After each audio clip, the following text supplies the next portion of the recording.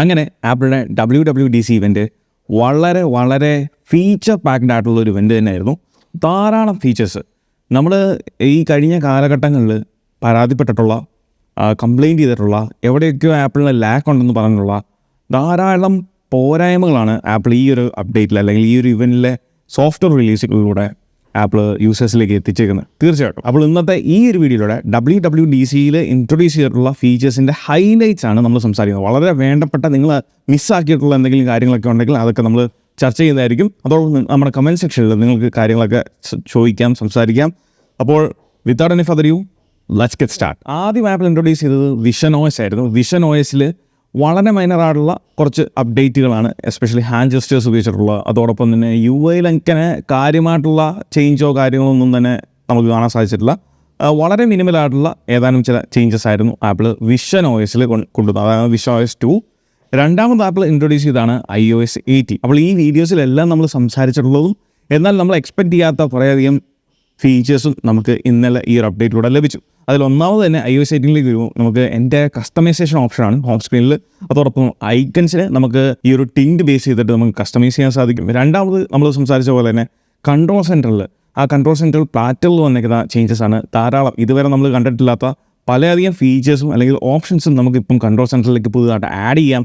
And ഇപ്പോൾ control സെൻറ്ററിൽ നിലവിലുള്ള കുറേയധികം പ്ലാറ്റേഴ്സിൻ്റെ സൈസ് നമുക്ക് അഡ്ജസ്റ്റ് ചെയ്യാൻ സാധിക്കും. കൺട്രോൾ സെൻറ്ററിൻ്റെ കാര്യം പറയുമ്പോൾ നമുക്ക് കാലാകാലങ്ങളായിട്ടുണ്ടായിരുന്ന ഒരു പ്രശ്നമായിരുന്നു നമ്മുടെ ലോക്ക് സ്ക്രീനിലെ ഷോർട്ട് കട്ടുകൾ. ഒന്ന് ടോർച്ചും മറ്റൊന്നും നമ്മൾ ക്യാമറ ഓപ്പൺ ചെയ്യുന്ന ഈ രണ്ട് ഷോർട്ട് കട്ടുകളും നമുക്ക് ഇനി കസ്റ്റമൈസ് ചെയ്യാൻ സാധിക്കും. ഇതിനോടൊപ്പം തന്നെ ആൻഡ് വർഷങ്ങളായിട്ട് ഐഫോൺ യൂസേഴ്സ് ആഗ്രഹിച്ചിരുന്ന രണ്ട് പ്രധാനപ്പെട്ട ഫീച്ചേഴ്സ് ആപ്പിൾ ഇന്നലെ ഇൻട്രൊഡ്യൂസ് ചെയ്തു. ഒന്നാണ് കോൾ റെക്കോർഡിംഗ്. നമുക്ക് ഇനി മുതൽ കോളുകൾ റെക്കോർഡ് ചെയ്യാൻ സാധിക്കും. രണ്ടാമത് T9 ഡയലിംഗ്, ആ ഒരു ഫീച്ചറും ആപ്പിൾ എനേബിൾ ചെയ്തിട്ടുണ്ട്. ഈ ഫീച്ചേഴ്സൊക്കെ നമ്മൾ കൃത്യമായിട്ട് iOS 18 വീഡിയോ ചെയ്യുമ്പോൾ ഡീറ്റെയിൽ ആയിട്ട് സംസാരിക്കുന്നതായിരിക്കും. അതോടൊപ്പം തന്നെ നമുക്ക് ഗെൻ ഇമോജി എന്ന് പറയുന്നത്, ഈ ഗെൻ ഇമോജീസ് എന്ന് പറയുന്നത് യൂഷ്വലി നമ്മൾ കാണുന്ന iOSലുള്ള ഇമോജീസ് അല്ലാതെ നമ്മൾ പറയുന്ന അല്ലെങ്കിൽ നമുക്കിഷ്ടമുള്ള രീതിയിൽ ഇമോജീസിനെ ക്രിയേറ്റ് ചെയ്യാൻ AI-യുടെ സഹായത്തോടെ ക്രിയേറ്റ് ചെയ്യാൻ സാധിക്കും. പിന്നീട് ഗെയിം മോഡ്, ഡെഡിക്കേറ്റഡ് ആയിട്ടുള്ള ഒരു ഗെയിം മോഡ്. ഈ ഗെയിം മോഡ് എനേബിൾ ചെയ്യുന്ന സമയത്ത് ബാക്ക്ഗ്രൗണ്ട് ആക്ടിവിറ്റീസ് എല്ലാം മിനിമൈസ് ചെയ്യും. സോ കംപ്ലീറ്റ് പ്രോസസ്സിംഗ് പവറും ഈ ഗെയിമിലേക്കായിരിക്കും. അതോടൊപ്പം തന്നെ ബ്ലൂടൂത്ത് ഡിവൈസുകൾക്കും അതിൻ്റെ ആ ഒരു കേപ്പബിലിറ്റീസ് കുറച്ചും കൂടെ കൂടുതലായിരിക്കും ഗെയിം മോഡിൽ നമ്മൾ യൂസ് ചെയ്യുമ്പോൾ. ഇപ്പോൾ നിലവിൽ ഈ ഒരു iPhone 14 നമ്മളിപ്പം ഇതിൻ്റെ ബീറ്റ 1 ആണ് റൺ ചെയ്യുന്നത്.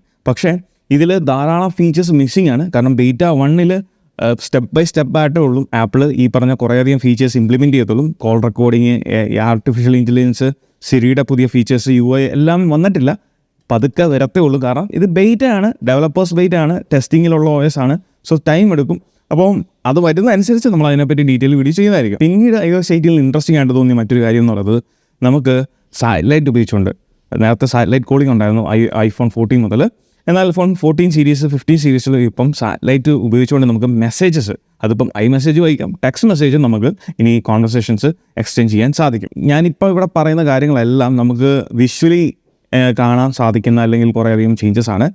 ഇതിൻ്റെ എല്ലാം പുറമെയാണ് നമുക്ക് ആർട്ടിഫിഷ്യൽ ഇൻ്റലിജൻസ് അല്ലെങ്കിൽ ആപ്പിൾ ഇൻ്റലിജൻസ് എന്നുള്ള പേരിൽ കൊണ്ടുവന്നിരിക്കുന്ന ആ ഒരു AI ഫീച്ചേഴ്സും ഇതിനോടെല്ലാം തന്നെ, അതായത് iOSലും macOSലും iPadOSലും നമുക്ക് ഈ പറഞ്ഞ സിമിലർ ഫീച്ചേഴ്സ് എല്ലാം ലഭിക്കുന്നതാണ്. ഇനി ഫോട്ടോസ് ആപ്പിൻ്റെ കാര്യത്തിലേക്ക് വരുമ്പോൾ അത് iPadലും iPhoneലും നമുക്ക് ഫോട്ടോസ് ആപ്പ് കംപ്ലീറ്റ്ലി റീഡിസൈൻ ചെയ്തു.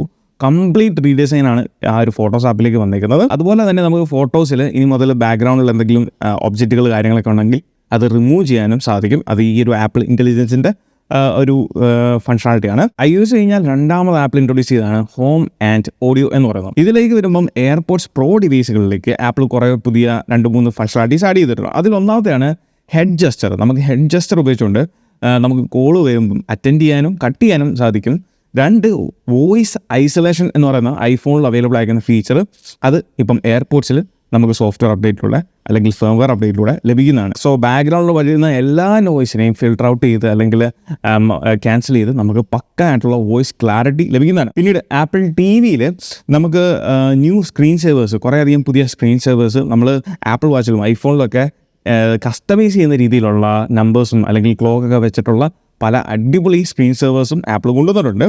അതോടൊപ്പം തന്നെ സ്നൂപ്പി വാച്ച് ഫേസ് നമ്മൾ ആപ്പിൾ വാച്ചിൽ കഴിഞ്ഞ വർഷം കണ്ടാണ് എന്ന് പറഞ്ഞ പോലെ ആപ്പിൾ TVയിലും ഒരു സ്നൂപ്പി സ്ക്രീൻ സേവർ ഒക്കെ നമുക്ക് ആക്ടിവേറ്റ് ചെയ്തിട്ടുണ്ട്. അതുപോലെ തന്നെ നമ്മൾ ആഗ്രഹിച്ച ഒരു ഫീച്ചറാണ് ചില മൂവീസ് കാണുന്ന സമയത്ത് നമുക്കറിയാം ആ ബാക്ക്ഗ്രൗണ്ട് നോയ്സ് കാരണം അവർ പറയുന്ന ഡയലോഗ് ചിലപ്പോൾ നമുക്ക് തിരിയത്തില്ലായിരിക്കും. അതിന് ഡയലോഗ് എൻഹാൻസ് ചെയ്യുന്ന ഒരു അഡീഷണൽ ഓപ്ഷൻ ഇപ്പം ആപ്പിൾ TV കൊണ്ടുവന്നിട്ടുണ്ട്. അതോടൊപ്പം തന്നെ സബ്ടൈറ്റിൽ ഓട്ടോമാറ്റിക്കലി സെറ്റപ്പ് ചെയ്യുന്ന ഒരു ഫീച്ചർ. അതായത് ഈ ഓട്ടോ സബ്ടൈറ്റിൽ വർക്ക് ചെയ്യുന്നത് നമ്മൾ ഒന്നെങ്കിൽ പ്രീവിയസ് ഫ്രെയിമിലേക്ക് അല്ലെങ്കിൽ ബാക്കിലേക്ക് പോകുന്ന സമയത്ത് നമുക്ക് എന്തെങ്കിലും കേൾക്കണം എന്നുണ്ടെങ്കിൽ ഓട്ടോമാറ്റിക്കലി ആ ടൈമിൽ നമ്മുടെ സബ്ടൈറ്റിൽ ആക്സസ് അല്ലെങ്കിൽ ഓപ്പൺ ആകുന്നതായിരിക്കും. അതോടൊപ്പം തന്നെ എനിക്ക് ഇഷ്ടപ്പെട്ട ഒരു കാര്യം എന്ന് പറയുന്നത്, നമ്മളൊരു മൂവി കണ്ടുകൊണ്ടിരിക്കുന്ന സമയത്ത് ആ ഒരു സർട്ടൺ ഷോട്ടിലുള്ള കുറേ ക്യാരക്ടേഴ്സ് വന്നു. അവരൊക്കെ ആരൊക്കെയാണ്, അവരുടെ റിയൽ പേര്, ഒറിജിനൽ പേര്, ക്യാരക്ടറിൻ്റെ പേര്, അങ്ങനെയുള്ള സകല ഡീറ്റെയിൽസും നമുക്ക് ഇനി മുതൽ ലൈവായിട്ട് ആപ്പിൾ TV ഉപയോഗിച്ചുകൊണ്ട് ലഭിക്കുന്നതാണ്. ഇത് രണ്ടും കഴിഞ്ഞ് പിന്നീട് ആപ്പിൾ ഇൻട്രൊഡ്യൂസ് ചെയ്താണ് വാച്ച് ഓയ്സിലേക്ക് വരുമ്പോൾ നമുക്കൊരു പുതിയ ട്രെയിനിങ് മോഡ്. ഈ വാച്ച് ഓയ്സിലെ ഇൻട്രൊഡ്യൂസ് ചെയ്യുന്ന ഫീച്ചേഴ്സ് UI പരമായിട്ട് എനിക്ക് തോന്നുന്നില്ല വലിയ ചേഞ്ചസും കാര്യങ്ങളൊക്കെ ഇൻട്രൊഡ്യൂസ് ചെയ്തിട്ടുണ്ടോ. പക്ഷേ ഫിറ്റ്നസ് ഫ്രീക്സിന് കുറേയധികം ഇമ്പോർട്ടൻസ് അല്ലെങ്കിൽ പ്രയോറിറ്റി കൊടുത്തിട്ടാണ് ആപ്പിളിലെ ഈ പറഞ്ഞ ഫീച്ചേഴ്സ് ഇംപ്ലിമെൻറ്റ് ചെയ്തിരിക്കുന്നത്. അതിൽ ഒന്നാമത്തെയാണ് ട്രെയിനിങ് മോഡ്. ഈ ട്രെയിനിങ് മോഡിൻ്റെ പ്രത്യേകത വളരെ പ്രൊഫഷണലായിട്ട് അല്ലെങ്കിൽ വളരെ ഇൻട്രസ്റ്റ് ആയിട്ടുള്ള വർക്കൗട്ടുകൾ കാര്യങ്ങളൊക്കെ ചെയ്യുന്നവർക്ക് അവരുടെ ഇൻറ്റൻസിറ്റിയും അതോടൊപ്പം തന്നെ ആ ഒരു വർക്കൗട്ടിൻ്റെ ഡ്യൂറേഷനും സമ്മറൈസ് ചെയ്തുകൊണ്ട്, അല്ലെങ്കിൽ അതെങ്ങനെ നമ്മുടെ ബോഡീനെ ഇമ്പാക്റ്റ് ചെയ്യുന്നു എന്നുള്ളത് കൃത്യമായിട്ടുള്ളൊരു റിപ്പോർട്ട്, അല്ലാന്നുണ്ടെങ്കിൽ ഒരു കൃത്യമായിട്ടുള്ളൊരു അനാലിസിസ് നമുക്ക് ഈ ഒരു ട്രെയിനിങ് മോഡ് എന്ന് പറയുന്ന ഈ ഒരു ഫീച്ചർ ഉപയോഗിച്ച് അല്ലെങ്കിൽ ഫെസിലിറ്റി ഉപയോഗിച്ച് ലഭിക്കുന്നതായിരിക്കും. പുതിയ കുറച്ച് വാച്ച് ഫേസുകൾ, കുറച്ചും കൂടെ പേഴ്സണലൈസ്ഡ് ആയിട്ടുള്ള വാച്ച് ഫേസുകൾ, നമ്മുടെ ഫോട്ടോസ് ആപ്പ് ഉപയോഗിച്ചിട്ടുള്ള വാച്ച് ഫേസുകളാണ്. അത് വെറുതെ റാൻഡമായിട്ട് വെക്കുകയല്ല, നമ്മളുടെ ആ ഒരു ഫോട്ടോ ഇത്ര നാൾ നമ്മൾ കണ്ടിട്ടുണ്ട്. വാച്ച് ഫേസിൽ എന്തെങ്കിലും ഫോട്ടോസ് വരുന്ന സമയത്ത് ചിലപ്പോൾ നമ്മളെ മൂക്കിൻ്റെ അവിടെ വെച്ച് ചിലപ്പോൾ കട്ട് ചെയ്തേക്കാം, കണ്ണ് മാത്രം അല്ല തലയുടെ പകുതി, അങ്ങനെയൊക്കെ ഈ ഒരു അലൈൻമെൻറ്റ് ശരിയാകുന്നില്ല, പ്രോപ്പർ ആകത്തില്ലായിരിക്കും. പക്ഷേ എന്നാൽ ഇനി മുതൽ പക്ക പേഴ്സണലൈസ്ഡ് ആയിട്ടുള്ള ആ ഒരു ഫോട്ടോയിൽ നമ്മൾ എവിടെയാണോ ഉള്ളത് അത് കൃത്യമായിട്ട് ഐഡൻറ്റിഫൈ ചെയ്ത് ആ ഒരു അലൈൻമെൻറ്റ്സ് എല്ലാം കൃത്യമാക്കിക്കൊണ്ടുള്ള പേഴ്സണലൈസ്ഡ് ആയിട്ടുള്ള വാച്ച് ഫേസുകൾ ആപ്പിൾ കൊണ്ടുവരുന്നുണ്ട്. പിന്നെ വാച്ച് ഓയ്സിൽ എനിക്ക് തോന്നുന്ന ഓൾമോസ്റ്റ് എല്ലാവർക്കും യൂസ്ഫുൾ ആകാൻ പോകുന്ന ഒരു ഫീച്ചറാണ് വൈറ്റൽ ആപ്പ്. അതൊരു പുതിയ ആപ്ലിക്കേഷനാണ് വൈറ്റൽസ് എന്ന് പറയുന്നത്. സോ ഇതിനകത്ത് നമ്മളുടെ ഹാർട്ട് റേറ്റ്, റെസ്പിറേറ്ററി റേറ്റ്, അതോടൊപ്പം തന്നെ റിസ്റ്റ് ടെമ്പറേച്ചർ, നമ്മളുടെ ഈ കൈയുടെ റിസ്റ്റിലാണ് ആപ്പിൾ വാച്ച് നമ്മൾ വെയർ ചെയ്യുന്നത്. സോ അവിടുത്തെ ടെമ്പറേച്ചറും ഇതെല്ലാം കൂടെ കാൽക്കുലേറ്റ് ചെയ്തിട്ടുള്ള നമ്മളുടെ ഡെയിലി ഹെൽത്ത് സ്റ്റാറ്റസ് നമുക്ക് ലഭിക്കുന്നതായിരിക്കും. ഇതൊരു മെഷീൻ ലേണിംഗ് അൽഗോരിതം ബേസ് ചെയ്തിട്ടാണ് ഈ ഒരു കമ്പാരിസൺ, അതായത് പ്രീവിയസ് വീക്കിലെ ഡാറ്റ വെച്ചിട്ട് ഇത് കമ്പയർ ചെയ്യും. അങ്ങനെയുള്ളൊരു വൈറ്റൽസ് ആപ്പും നമുക്ക് ലഭിച്ചിട്ടുണ്ട്. അതോടൊപ്പം തന്നെ വുമൻസിന് സൈക്കിൾ ട്രാക്കിങ്ങിനകത്ത് പ്രഗ്നൻസിനെ ബേസ് ചെയ്തിട്ടുള്ള കുറേയധികം അഡീഷണൽ അല്ലെങ്കിൽ കുറേയധികം ഇമ്പ്രൂവ്മെൻറ്റ്സ് ആപ്പിൾ ഇതിൽ കൊണ്ടുവന്നിട്ടുണ്ട്. അതിൽ നമുക്ക് ടൈം ബൈ ടൈം വേണ്ട നിർദ്ദേശങ്ങൾ അല്ലെങ്കിൽ ഇൻസ്ട്രക്ഷൻസ്, അതോടൊപ്പം പ്രഗ്നൻസി ടൈമിൽ ഉണ്ടാകുന്ന ഓരോ വേരിയേഷൻസിന്, അത് നമ്മൾ ഹാർട്ട് റേറ്റ് ആകാം അല്ലെങ്കിൽ നമ്മൾ പല വൈറ്റൽസ് ആകാം, അതിനെല്ലാം ബേസ് ചെയ്തുള്ള ഓപ്ഷൻ നമ്മളെ സൈക്കിൾ ട്രാക്കിങ്ങിൽ ആപ്പിൾ കൊടുത്തിട്ടുണ്ട്. പിന്നെ iPad OSലേക്ക് വരുമ്പോൾ നമുക്ക് പേഴ്സണലൈസ്ഡ് ആയിട്ടുള്ള ഹോം സ്ക്രീൻ, നമ്മൾ ഐഫോണിൽ കണ്ടിട്ടുള്ള അതേ ഫീച്ചേഴ്സ് തന്നെ ഇതിനകത്തും എക്സാക്ട് സെയിം കൊണ്ടുവന്നിട്ടുണ്ട്.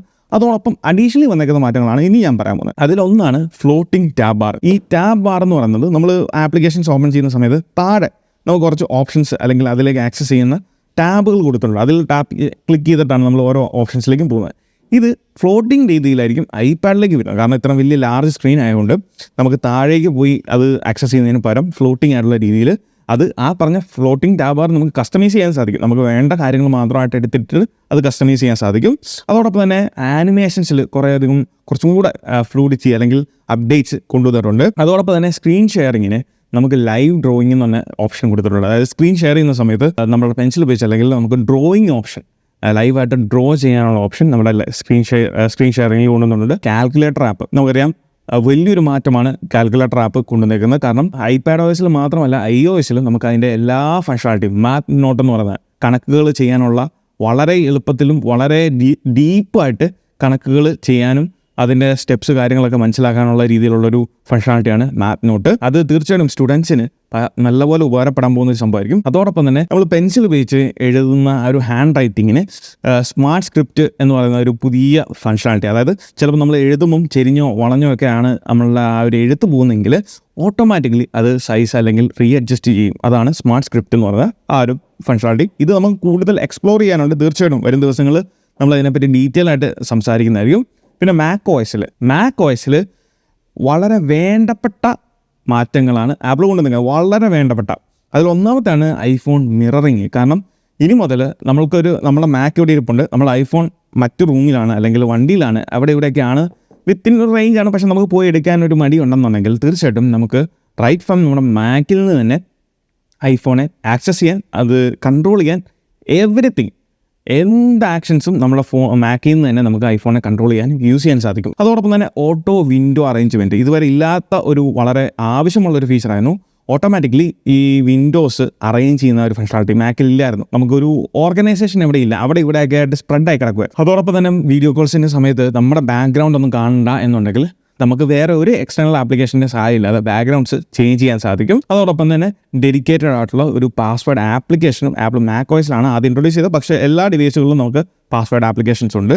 സോ അതിൽ നമുക്ക് നമ്മുടെ പാസ്വേഡുകൾ വളരെ എളുപ്പത്തിൽ ക്രിയേറ്റ് ചെയ്യാനും സോർട്ട് ചെയ്യാനും ആക്സസ് ചെയ്യാനും സാധിക്കുന്നതാണ്. പാസ്കീ ഓപ്ഷനും സപ്പോർട്ടും ആപ്പിൾ അതിൽ കൊടുത്തിട്ടുണ്ട്.